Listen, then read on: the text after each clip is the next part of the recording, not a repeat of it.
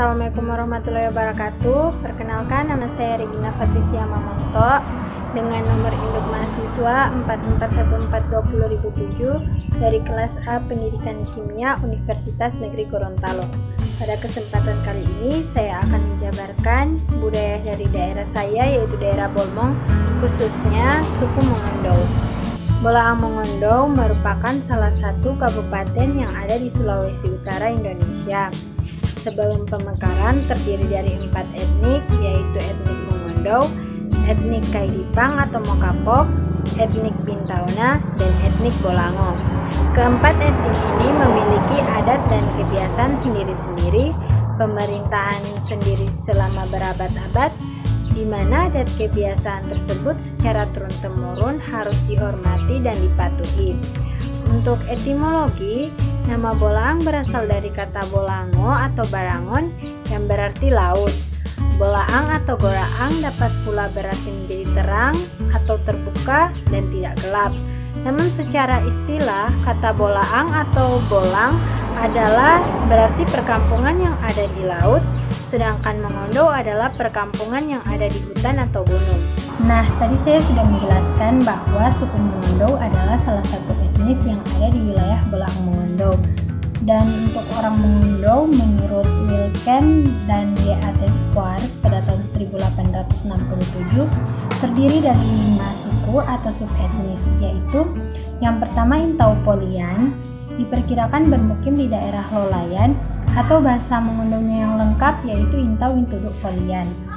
Yang kedua yaitu Intau Buluan, diperkirakan bermukim di sekitar Kelurahan Mongondo sekarang ini dan sekitarnya, mengambil nama seorang Bogani Bulu Mondo atau Ismail Solat 1975. Dan yang ketiga yaitu Intau Lombagin, di sekitar Inobonto atau muara Sungai Ongkag Mongondo sekarang ini dan sekitarnya. Dan yang keempat yaitu Intau Binangunan, bermukim di sekitar lereng Gunung Ambang. Dan yang ketiga Intau Dumoga, sekitar Gunung Bumbungon. Dan untuk saya sendiri, saya termasuk Intau Lombangin karena saya tinggal di sekitar Inobonto. Untuk sejarah suku Mongondo, awal hingga abad 8-9, orang-orang suku Mongondo mempercayai bahwa nenek moyang mereka berasal dari pasangan Guna Langit dan Tende Duwata, serta pasangan Tumai Toiboko dan Tumai Toibokan, yang tinggal di Gunung Komasan yang sekarang masuk ke dalam wilayah Bintauna. Masing-masing dari pasangan ini menurunkan keturunan yang kemudian menjadi suku Mongondo. Dan untuk setiap kelompok keluarga dari satu keturunan dipimpin oleh seorang Bogani. Bogani dipilih dengan persyaratan tertentu dan bisa pria atau wanita. Dan syaratnya adalah: pertama, memiliki kemampuan fisik atau kuat; kedua, berani; ketiga, bijaksana; keempat, cerdas; dan kelima, mempunyai tanggung jawab terhadap kesejahteraan kelompok dan keselamatan dari gangguan musuh. Dan para Bogani tidak sendiri dalam memimpin, mereka didampingi oleh para Tonawat. Tonawat merupakan orang yang mengetahui perbintangan, ahli penyakit dan pengobatannya, dan petugas sebagai penasehat pimpinan. Mereka juga mengenal sistem gotong royong untuk menyelesaikan tugas secara bersama demi kesejahteraan kelompok.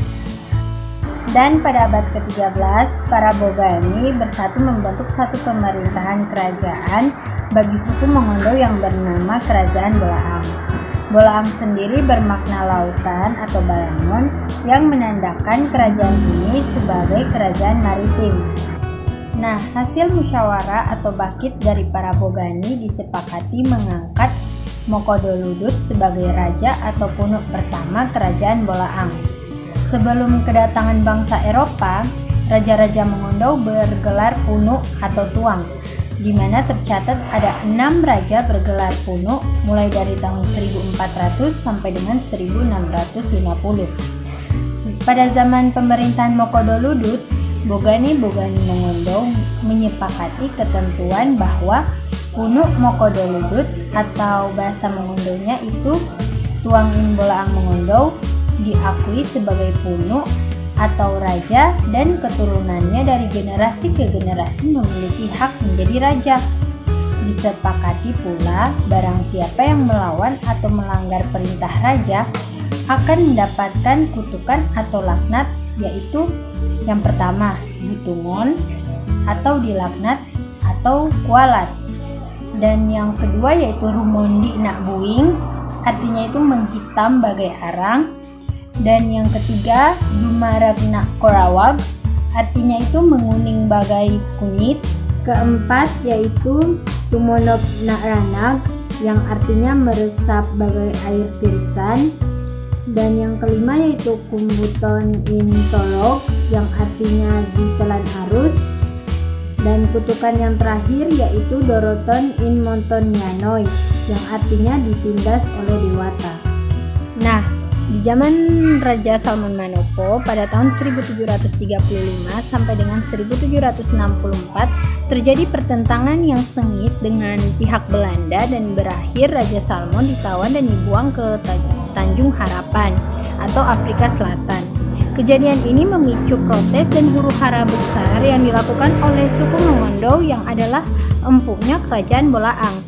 Akhirnya Belanda pun mengembalikan Raja Bolaang ini, dan sejak saat itulah nama kerajaan Bolaang ditambah dengan nama suku empuknya dan menjadi kerajaan Bolaang Mongondo. Nah, dalam kerajaan Bolaang Mongondo itu terdiri dari 24 raja. 10 diantaranya itu masih memimpin kerajaan waktu kerajaan Bolaang Mongondo itu masih bernama kerajaan Bolaang, yaitu yang pertama pada tahun 1400 sampai dengan 1460 dipimpin oleh Punuk Mokodoludut. Yang kedua, pada tahun 1460 sampai dengan 1480 dipimpin oleh Punuk Yayu Bangkai. Dan yang ketiga, pada tahun 1480 sampai dengan 1510 dipimpin oleh Punuk Damopoli'i. Dan yang keempat, pada tahun 1510 sampai dengan 1540 dipimpin oleh Punuk Busisi. Dan yang kelima, pada tahun 1560 sampai dengan 1600 dipimpin oleh Punuk Mokodompit.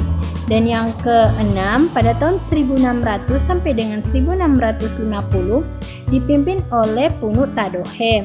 Dan yang ketujuh, pada tahun 1653 sampai dengan 1694 dipimpin oleh Raja Loloda Mokoago atau Datu Binangkang. Dan yang kedelapan, pada tahun 1694 sampai dengan 1695 dipimpin oleh Raja Yakobus Manopo. Dan yang kesembilan, pada tahun 1695 sampai dengan 1731 dipimpin oleh Raja Franciscus Manopo. Dan yang ke-10 pada tahun 1735 sampai dengan 1748 dan tahun 1756 sampai dengan 1764 dipimpin oleh Raja Salmon Manopo. Dari urutan ke-11 sampai ke-24 itu kerajaan Bolaang sudah menjadi kerajaan Bolaang Mongondo, dan daftar nama-nama rajanya yaitu yang ke-11 pada tahun 1764 sampai dengan 1767 dipimpin oleh Raja Eugenius Manopo. Yang ke-12 pada tahun 1767 sampai dengan 1770 dipimpin oleh Raja Christoffel Manopo. Dan yang ke-13 pada tahun 1770 sampai dengan 1773 dipimpin oleh Raja Markus Manopo. Dan yang ke-14 pada tahun 1773 sampai dengan 1779 dipimpin oleh Raja Manuel Manopo. Dan yang ke-15 pada tahun 1825 sampai dengan 1829 dipimpin oleh Raja Cornelius Manopo. Yang ke-16 yaitu pada tahun 1829 sampai dengan 1833 dipimpin oleh Raja Ismail Cornelis Manopo. Dan yang ke-17 pada tahun 1833 sampai dengan 1858 dipimpin oleh Raja Yakobus Manuel Manopo. Dan yang ke-18 pada tahun 1858 sampai dengan 1862 dipimpin oleh Raja Adrianus Cornelius Manopo. Dan yang ke-19 pada tahun 1862 dipimpin oleh Raja Yohanes Manuel Manopo. Dan yang ke-20 pada tahun 1886 sampai dengan 1893 dipimpin oleh Raja Abraham Sugeha atau Datu Pinonigan. Dan yang ke-21 pada tahun 1893 sampai dengan 1901 dipimpin oleh Raja Ridel Manuel Manopo. Dan yang ke-22 pada tahun 1901 sampai dengan 1928 dipimpin oleh Raja Datuk Cornelis Manopo. Dan yang ke-23 pada tahun 1928 sampai dengan 1938 dipimpin oleh Raja Lawrence Cornelius Manopo.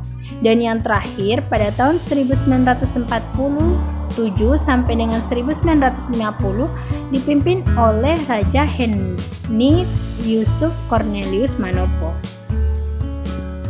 Untuk sistem kepercayaan kerajaan Bolaang Mongondo, pada saat-saat tertentu para Bogani akan berkumpul untuk melakukan permusyawaraan. Mereka meyakini Yang Maha Kuasa dengan sebutan Empu Duata yang berkuasa atas segala sesuatu. Mereka biasanya melakukan upacara ritual seperti mengerjakan pekerjaan besar seperti permulaan suatu usaha, kegiatan, atau pada saat upacara pengobatan. Mereka juga selalu mengumpuk atau menyebut nama Empu Duata agar usaha yang mereka lakukan berkenan dan dikabulkan Yang Maha Kuasa. Dalam kepercayaannya, pantang bagi setiap anggota masyarakat untuk melakukan hal-hal yang jahat yang tidak berkenan kepada Empu Duata. Mereka juga memiliki peraturan yang harus dipatuhi. Jika ada yang melanggar akan dikenakan sanksi, antara lain dikucilkan atau disisihkan dalam masyarakat. Setelah itu masuknya agama dan pendidikan. Sebelum masuknya agama Islam, masyarakat Bolaang Mongondo dan raja-rajanya masih menganut animisme, dan raja-raja selanjutnya menganut agama Kristen Katolik yang dibawa oleh bangsa Eropa atau Spanyol dan Portugis yang menyebarkan agama tersebut sampai di Kepulauan Filipina, terus menyebar ke selatan, tanah Minahasa, Bolaang Mongondo, dan Maluku. Oleh sebab itu, raja-raja Bolaang Mongondo setelah kedatangan bangsa Eropa umumnya dinamakan menurut agama Kristen Katolik, yaitu seperti Franciscus Manopo, Salomon Manopo, Eugenius Manopo, Christoffel Manopo, Cornelius Manopo, dan lain sebagainya. Pada zaman pemerintahan Raja Cornelius Manopo, Raja ke-16 pada tahun 1832, agama Islam masuk ke daerah Bolaang Mongondo melalui Gorontalo yang dibawa oleh Syarif Alwi yang kawin dengan putri raja tahun 1866. Dan untuk pendidikan, pada tahun 1906 melalui kerjasama dengan kesepakatan Raja Bolaang Mongondo, W. dan Bir telah mengusahakan pembukaan beberapa sekolah rakyat yang dikelola oleh Zending di beberapa desa di Bolaang Mongondo dengan 3 kelas. Guru-gurunya didatangkan dari Minahasa. Pada tahun 1912 di Domoga juga dibuka sekolah Zending. Pada tahun 1926 sekolah-sekolah seperti itu juga dibuka di Tabang, Tungoy, Poigar, Matali, dan Lolak. Pada tahun 1911 didirikan sebuah sekolah berbahasa Belanda di Kota Mobagu, yaitu Holland Inland School atau HIS, dengan kepala sekolah Adrian van der End. Pada sekitar 1926 diusahakan pembukaan sekolah-sekolah rakyat yang dikelola oleh Balai Pendidikan dan Pengajaran Islam atau BPPI yang berpusat di Desa Molino. guru-gurunya didatangkan dari Yogyakarta. Untuk mendidik guru-guru yang akan mengajar di sekolah-sekolah yang dikelola oleh BPPI, maka pada tahun 1937 dibuka lagi sebuah sekolah guru, yaitu Quick School di Molino. Usaha pihak swasta untuk membuka sekolah terlihat juga, antara lain seperti Sulir Cycle School yang dibuka oleh AC Manopo. Kemudian sekolah seperti itu dibuka oleh AE Lewu, yaitu Natural Particular School yang berlangsung sampai tahun 1941 sebelum bahasa Jepang masuk di Indonesia. Karena Perang Dunia Kedua, sebuah sekolah swasta seperti itu juga pernah dibuka oleh Sumual pada tahun 1925, namun tidak berlanjut. Pada tahun 1937 dibuka di Kota Mobagus sebuah sekolah gubernemen, yaitu Fairfax School atau sekolah sambungan kelas 4 dan 5 yang menampung lepasan sekolah rakyat 3 tahun dengan kepala sekolahnya N. Haris.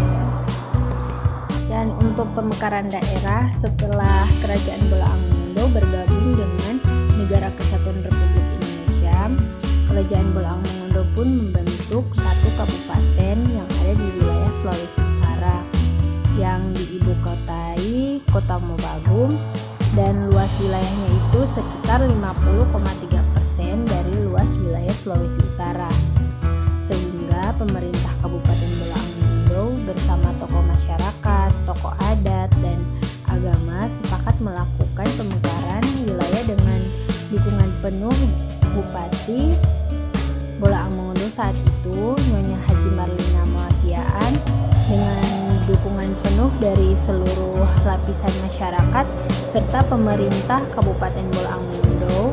Panitia pemekaran berhasil meyakinkan pemerintah pusat dan DPR RI sehingga wilayah Bolaang Mongondo secara resmi mekar menjadi 5 daerah tingkat 2, yaitu yang pertama Kabupaten Bolaang Mongondo, yang kedua Kota-Kota Mobagu, yang ketiga Kabupaten Bolaang Mongondo Utara, yang keempat Kabupaten Bolaang Mongondo Timur, dan yang kelima Kabupaten Bolaang Mongondo Selatan.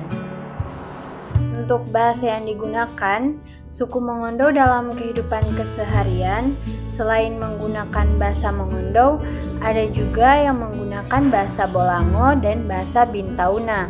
Dan secara linguistik, bahasa-bahasa ini masuk ke dalam rumpun bahasa Filipina bersama dengan bahasa Gorontalo, bahasa Minahasa, dan bahasa Sanger. Suku Mongondo juga menggunakan bahasa Melayu Manado dalam komunikasi mereka dengan masyarakat Sulawesi Utara lainnya.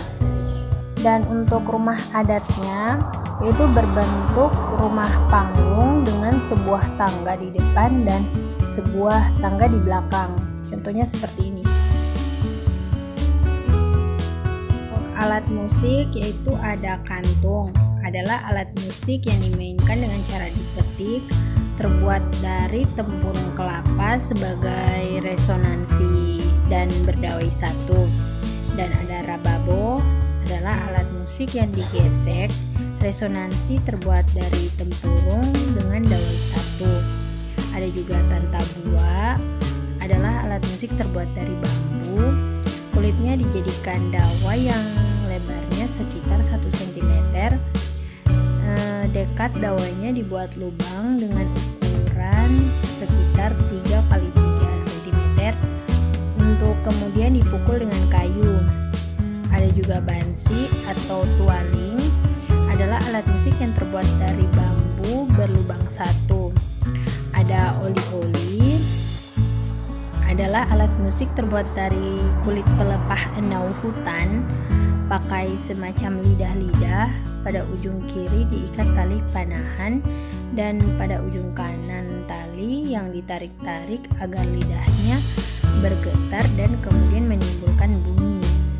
Dan ada juga talalo, adalah alat musik yang terbuat dari kerat bambu kering ukuran 15 x 3 x 1/2 cm. Ada juga kulintang, adalah alat musik dari logam. Perangkatnya terdiri dari mung-mung 5 sampai 7 buah berderet dan dimainkan dengan cara dipukul. Ada juga rebana, adalah alat musik dari kulit hewan yang diikatkan pada kayu yang sudah dirancang bulat atau bundar dan dimainkan dengan cara dipukul atau ditepuk. Untuk seni tari ada tari tayo, biasanya ditarikan oleh seorang bolian atau burangin, seorang wanita dalam intrans atau kesurupan diiringi tabuhan gimbal dan golantung atau artinya itu kecil dan besar sambil menari menyanyikan lagu bondit di selang-selingi denden yang dinyanyikan oleh beberapa orang wanita atau pria pada upacara pengobatan tradisional atau upacara ritual lainnya. Ada juga tari joke, ditarikan oleh pria satu orang atau bersama-sama sambil menari diiringi lagu bondit, tolibak, odenon. Penari yang lincah dapat menimbulkan tawaria, apalagi karena saat menari diselubungi selendang atau sapu tangan warna-warni oleh gadis-gadis. Dan ada juga tari mosau, biasanya ditarikan oleh pria saat mengawal raja atau pengantin menuju ke rumah pengantin wanita. Penari memakai pedang kayu dan perisau atau kaleau diiringi tabuhan gendang. Ada juga tari rongko atau tari ragai, sejenis tari silat untuk memperlihatkan keperkasaan atau kelincahan. Kebanyakan tari ini dipentaskan oleh laki-laki, namun ada juga perempuan yang ikut dalam tarian ini. Dan ada juga tari hituitan, yaitu ditarikan oleh barisan pengawal raja atau kolano, diiringi tabuhan gendang. Penari berselempang si kayu, ikat kepala dan membawa tungkudon atau tombak berhias bulu dan kaleau atau perisai. Kulitan dapat juga dimainkan pada saat penjemputan tamu agung, diiringi tabuhan kulintang besi. Ada juga tari kabela. Tari ini dikreasikan dari adat kebiasaan menjemput tamu dengan menyuguhkan sirip pinang yang diletakkan dalam kabela. Ditarikan berkelompok oleh wanita. Setiap penari masing-masing memegang sebuah kabela. Tari ini bisa dibilang tari yang paling terkenal di Bolaang Mongondo. Ada juga tari Kalibombang, dikreasikan berdasarkan cerita perjodohan antara pria Oyotan dari Bolaang dan wanita Kalibombang dari Mongondo. Penarinya berkelompok pria dan wanita berpasang-pasangan dengan memegang selendang. Ada juga tari Pomamaan, dikreasikan dari adat kebiasaan menjemput tamu dengan menyuguhkan sirip pinang yang diletakkan dalam pomamaan, sejenis bakul tempat sirip pinang. Ditarikan secara berkelompok oleh wanita sambil menyandang bakul. Ada juga tari Monugal, dikreasikan dari cara penanaman padi ladang dengan memakai totugar atau alat pelubang tanah. Pria memegang totugar, sedangkan wanita memegangi bakul tempat benih padi, dilengkapi dengan penari yang menutupi lubang dengan sapu atau mogibu. Ada juga tari Mokoyut, dikreasikan dari cara memetik padi ladang dengan menggunakan rangkapa atau ani-ani dan kompe atau bakul. Dalam tari Mokoyut nampak gerakan memetik, melepaskan padi dari bulirnya atau moridok, dan jemur, menumbuk, menampi hingga menjadi beras. Ditarikan oleh wanita secara berkelompok. Juga tari Kikoyog yang dikreasikan dengan cara memetik padi dengan menuruti kepercayaan leluhur bahwa padi memiliki dewi yang harus dihormati agar dapat memberikan hasil yang banyak. juga ditarikan secara berkelompok.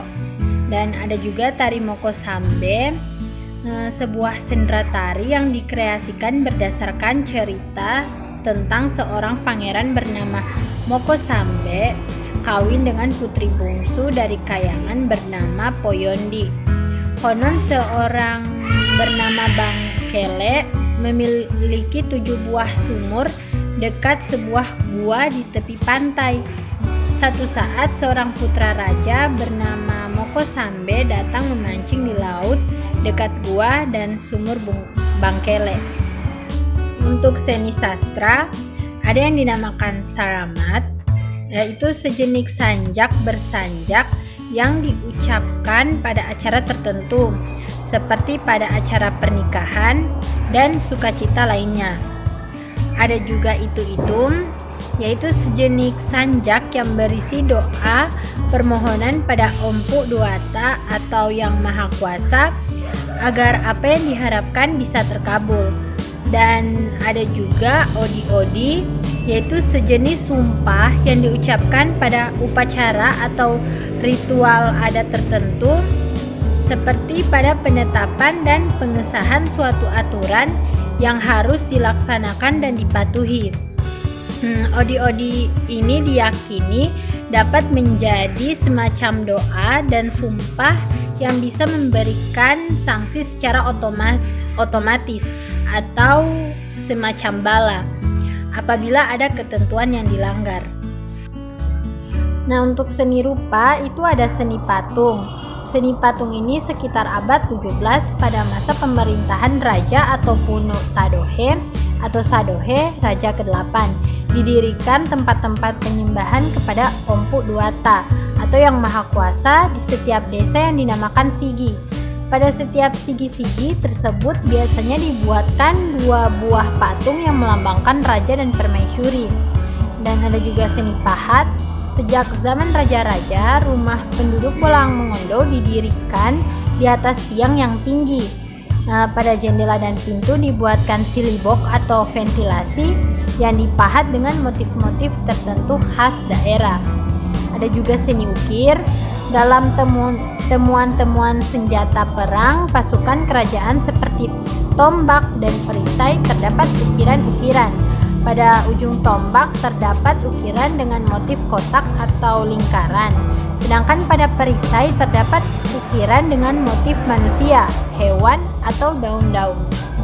Ada juga seni lukis, sedangkan untuk lebih memperindah perisai para pengawal, terdapat lukisan-lukisan dengan motif manusia atau hewan dengan warna-warni yang didominasi oleh warna merah, hitam, putih, dan kuning. Terakhir ada seni kerajinan.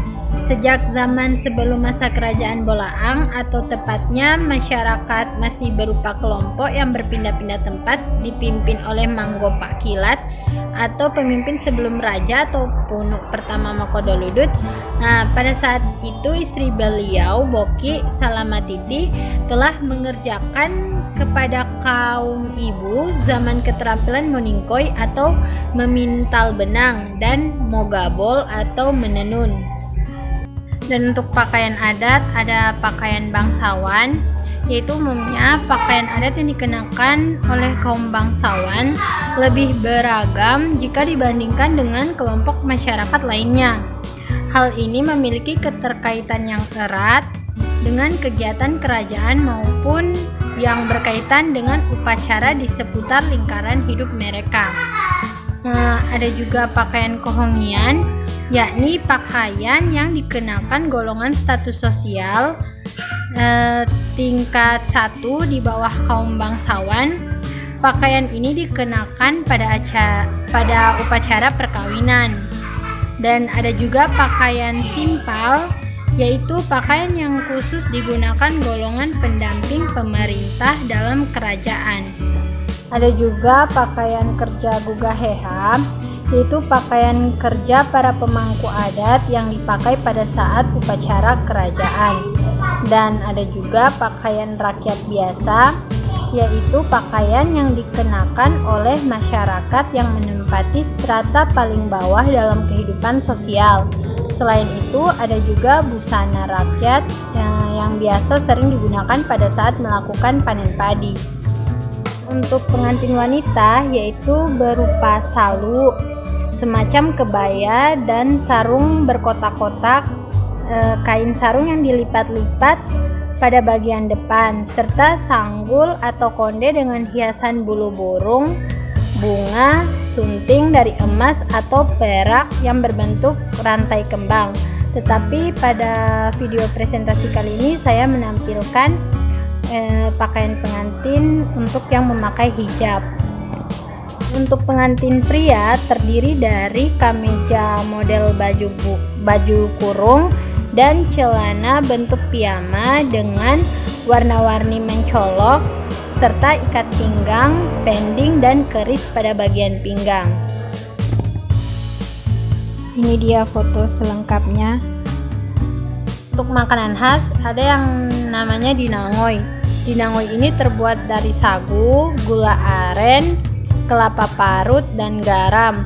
Cara membuatnya cukup mudah, seperti halnya dalam pembuatan telur dadar, yaitu sagu yang telah dibersihkan dimasukkan ke wajan lalu ditaburi gula aren dan dipanaskan di atas api kecil selama 1 menit hingga gula mencair. Nah, proses masak dinangoy dengan tungku kayu dan belanga terbuat dari tanah liat. Untuk rasanya yang gurih, manis, sehingga jajanan ini cocok disajikan pada pagi hari, sore hari, bersama keluarga atau teman. Masyarakat di sini biasa menyebutnya dengan nama pizza khas Mongondo. Dan ada juga kacang goyang.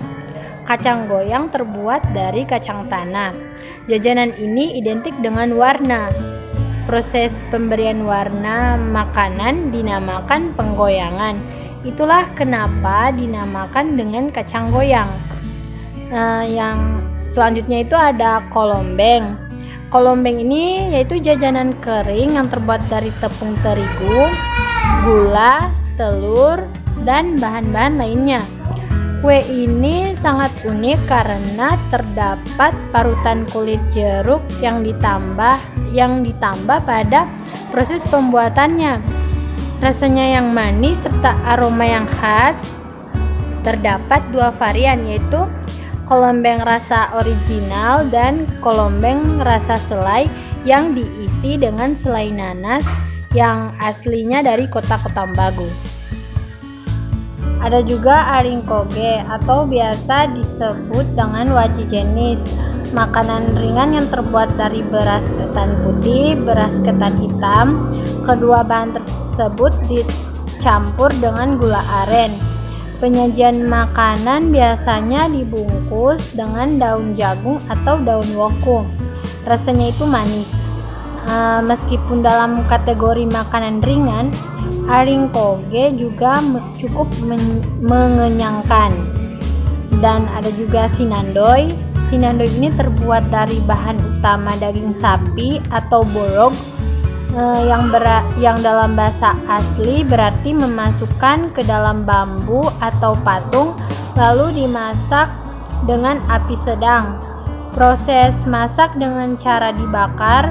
Untuk itu selama proses pembakaran harus dijaga agar api dalam pembakaran tidak mati atau terlalu besar. Ada juga binarundak. Proses masak itu sama seperti sinandoy, dengan cara menggunakan bambu atau patung kemudian dibakar. Namun perbedaannya terletak pada isian yang berbeda. Binarundak itu isiannya beras ketan yang sudah dibersihkan lalu ditambah bumbu-bumbu alami di dalamnya seperti santan, jahe, bawang merah, dan lain-lain. Setelah semua bahan tercampur, kemudian dimasukkan ke dalam bumbu dengan dibungkus daun pisang yang masih muda lalu dibakar sampai matang. Untuk adat kebiasaan orang Mongondo, yang pertama itu pada proses perkawinan. Pada proses perkawinan ini yang pertama dilakukan yaitu meminang atau melamar. Bahasa Mongondonya yaitu mengumandon mogroy. Nah, bila pertunangan diterima, dilanjutkan oleh tokoh-tokoh adat atau guhanga, meminta imbalan atau yoko. Nah, pada zaman dahulu, yoko tersebut bisa berupa barang seperti sebidang tanah berisi tanaman kelapa, atau bahasa Mengadunya yaitu rontadin bango, rumpun rumbia, ternak terdiri dari sapi, kuda, maupun barang-barang berharga lainnya, dan uang.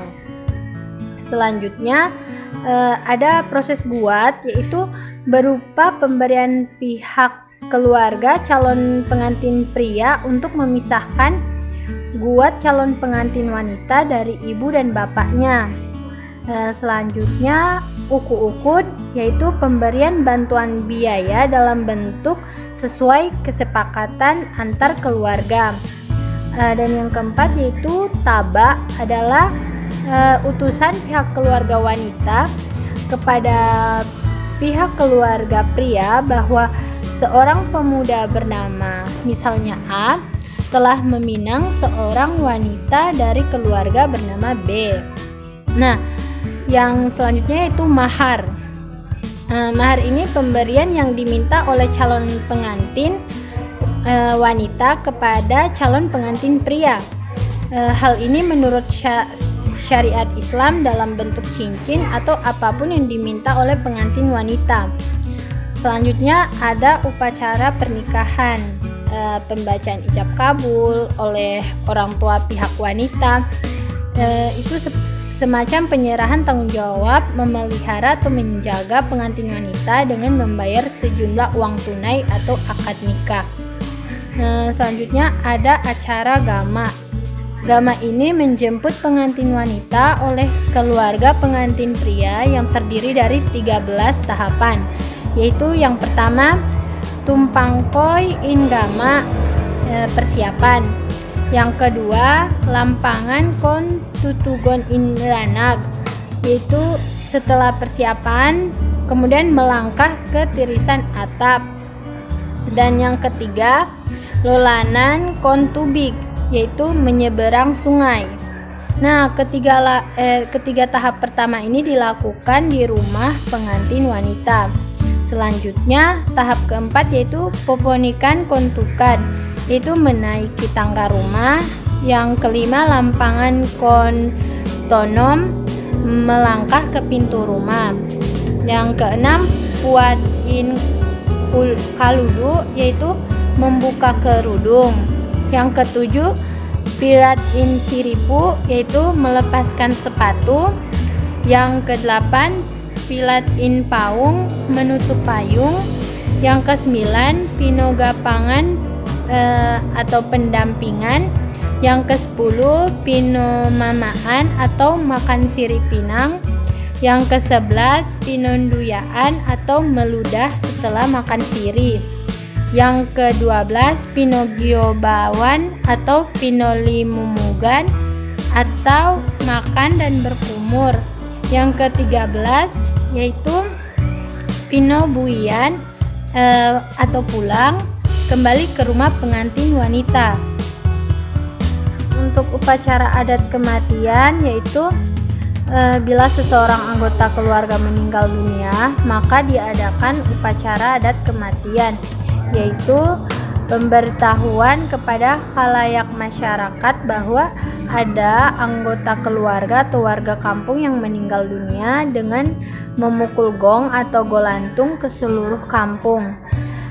Di rumah orang yang meninggal dipasang arkus berupa hiasan dari daun enau muda yang dipasang pada lengkungan sebatang bambu dibelah 4 dan dibentuk kerucut.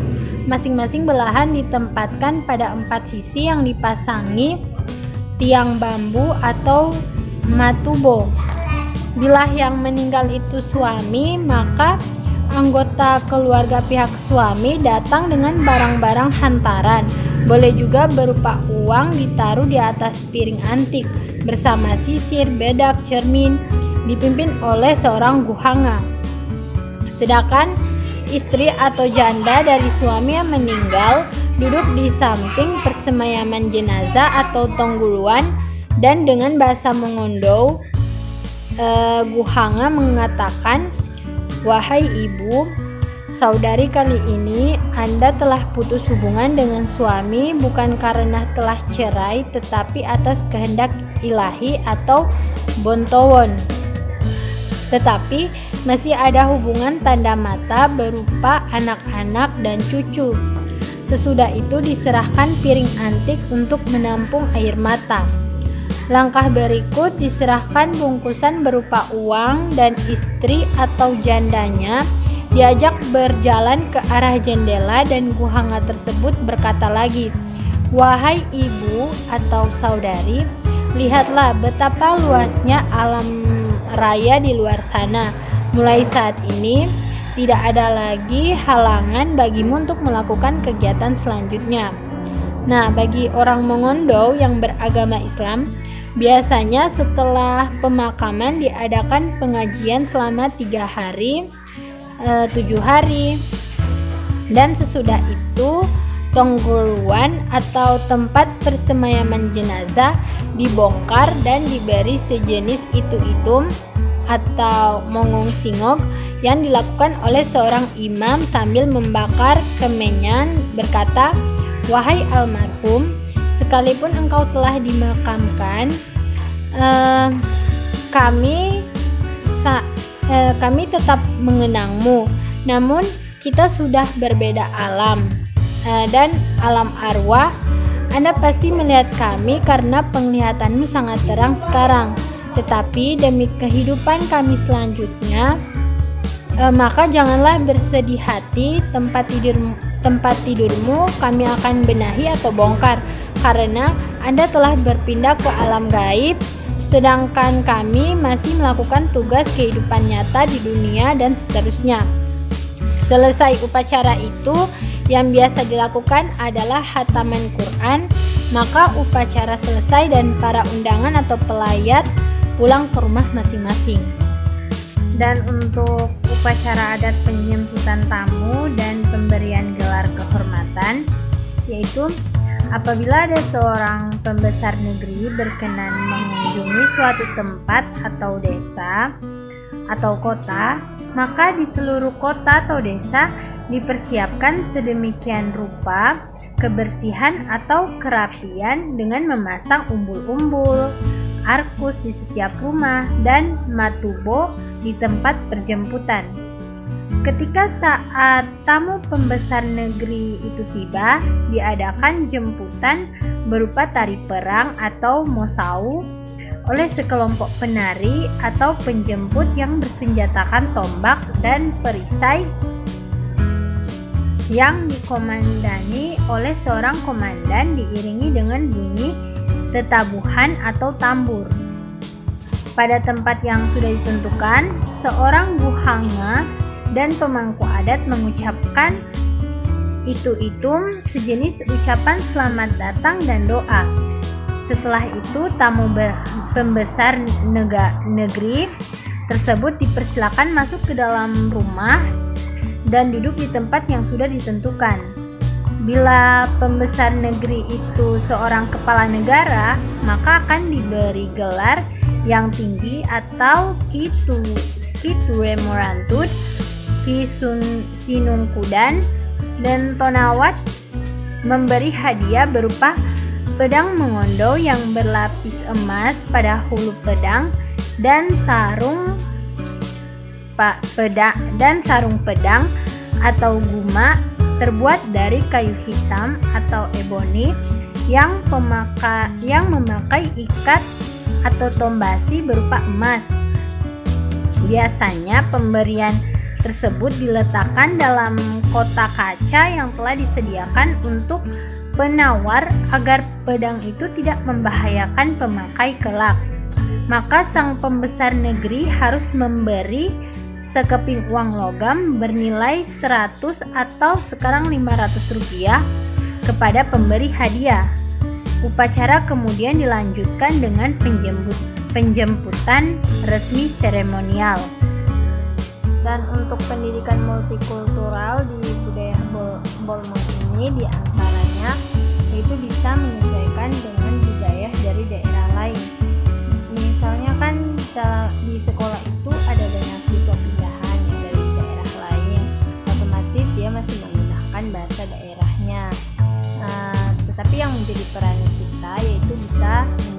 dan menghargai perbedaan, atau bisa mengajak mereka untuk belajar berbahasa daerah kita. Untuk keberadaan budaya Bolmong dalam integrasi nasional, yaitu kan Bolmong ini termasuk dalam wilayah Sulawesi Utara yang ibu kotanya yaitu Manado. Sekalipun heterogen dalam segi jumlah didominasi oleh beragama Kristen, sejauh ini telah berhasil mengembangkan suatu model interaksi dan relasi antar umat beragama secara setara, toleran, serta tidak eksklusif. Dalam hal ini, nilai budaya anti diskriminasi, adanya beragam religi, membangun dan menguatkan hal kebebasan antar umat beragama. Interaksi yang sehat muncul dan kesadaran masyarakat pun hidup rukun dan damai. Sekian dulu video penjelasan tentang budaya saya, yaitu budaya Bolmong. Apabila ada salah kata, saya mohon maaf, dan jangan lupa like, comment, and subscribe di channel ini. Akhir kata saya tutup dengan moto dari budaya saya, yaitu moto Tompiaan, moto Tabian, moto Tanoban, yang artinya yaitu saling memperbaiki, saling menyayangi, dan saling mengingatkan. Artinya ke bahasa Melayu Manado yaitu baku bae, baku sayang, dan baku ingat. Wassalamualaikum warahmatullahi wabarakatuh.